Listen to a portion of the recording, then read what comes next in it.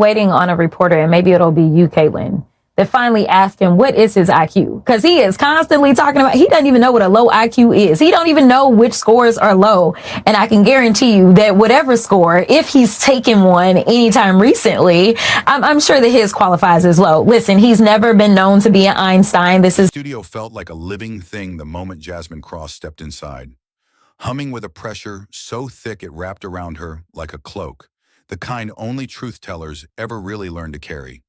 She moved slowly, deliberately, her notes tucked beneath her arm.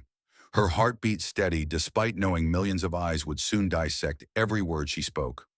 Across the stage, the infamous Rourke dynasty was already assembling, with Damian Rourke, the polished 20-year-old heir whose face had appeared on magazine covers long before he'd earned a single accomplishment, and his father Magnus Rourke, a former president whose mere presence warped the energy of every room he entered. A man who didn't just command attention, but consumed it. You've talked to the president like Trump now several times over the course of this transition. What have you tried to impress on him about the job? The audience murmured with anticipation, and the production crew whispered urgently into headsets, aware that the night was teetering on the edge of something unpredictable. Jasmine took her seat with quiet confidence, her mind sharpened from weeks of preparation, ready to speak not for ratings or applause. Oh, absolutely. So here's the thing. Like, obviously, this is concerning to have a potential pedophile as a president. That is concerning, right? As the cameras rolled, she began unpacking the truth piece by piece, her voice soft but powerful, explaining the economic grind families felt in their bones, the justice system that broke people faster than it protected them, and the leadership vacuum that left entire communities desperate for someone, anyone, willing to tell the unvarnished truth. She spoke with a calmness that made the audience lean in, a steadiness that made even her critics pause. But that composure was exactly what snapped Damian's restraint. In an instant, he lunged into her sentence, spitting out a dismissive, mocking interruption, meant to belittle, meant to silence, meant to remind her of the world he came from.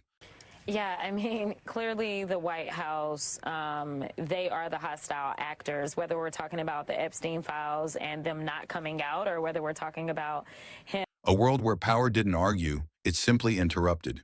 His voice cut through the air like a blade, and the room fell into a stunned, brittle silence as his words echoed, cruel and unnecessary, hanging like static. The young man smirked slightly, certain he had just reclaimed control of the moment, certain that belittling her would reduce her back to the margins where people like him thought she belonged. But Jasmine didn't shrink, didn't flinch, didn't even blink.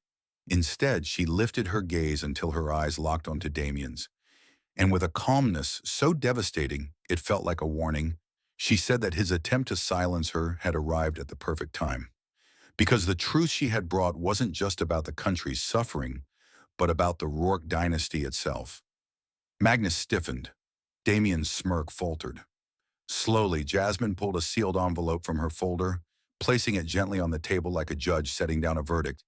And with every movement, the room tightened, the air thickening as journalists, audience members, and even crew members leaned closer, sensing something seismic approaching.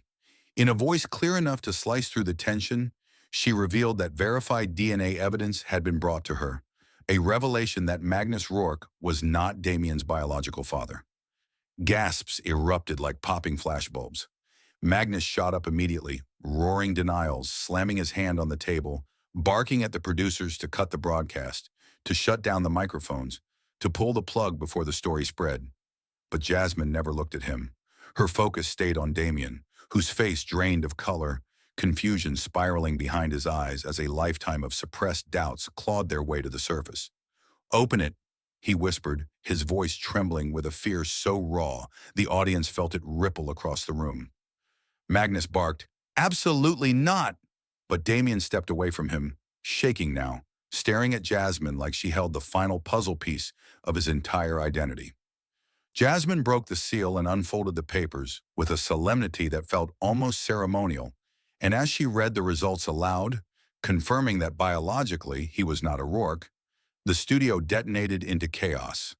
Audience members gasped, journalists shouted questions, cameras darted wildly to capture every angle, and Magnus lunged forward in fury, but security rushed between him and the table.